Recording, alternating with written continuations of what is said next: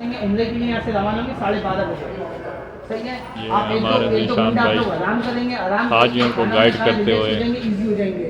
ये आज 18 तारीख का नूरुल हरमैन का बहुत बड़ा ग्रुप क्योंकि लाइट चल रहा है अपने कहते हैं ना, आप ना बहुत मजीद ज़्यादा थकन 8 बजे के निकले में थकन के मामला है आधा घंटा आप लोग आराम करेंगे। लेडीज़ का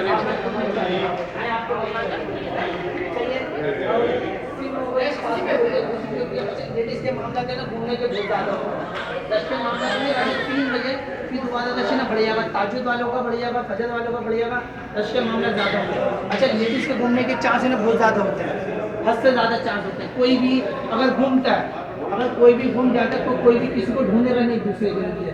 ये जो कार्ड जो आपको दिया है ना, ये कार्ड जो दिया है ये है किसका? बस का है। बस का ट्रांसफर है, एक कार्ड आप रखेंगे, एक कार्ड आप रखेंगे।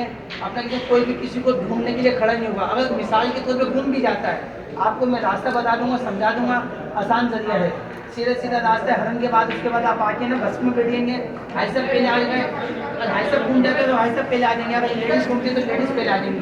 कोई भी ढूंढने के लिए एक दूसरे को बैठेगा नहीं, ना किसी को इंतजार करेगा। सही है। ये अपने पास है ना लाजमी अपने पास है ना कार्ड है ना रखेगा, क्योंकि रास्ते मामला बहुत ज़्यादा है।